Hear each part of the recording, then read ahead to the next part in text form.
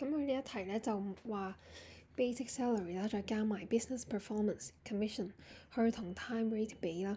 咁有啲對於個 employers 啦，employers 係講緊個僱主啦，唔係講員工啦。佢個 advantage 係乜嘢？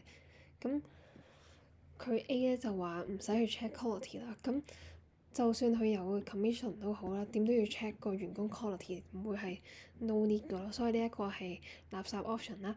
咁然後 B 咧 easy to calculate 咧係 time rate 嘅好處啦。咁而 business performance commission 你擺到明就係要計得多過 time rate。time rate 你就係乘時間，然後 business performance 咧又要計翻自己賺幾多，然後去乘翻去俾個 commission 嗰啲員工啦。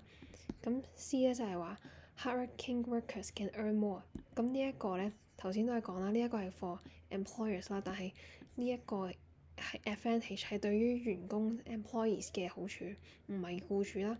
咁所以答案係 D 啦。佢就話 part of this business risks shared with employees 咧，就係因為你都話係講 business performance，咁即係咧你賺少咗嘅錢就可以俾少啲錢員工啦。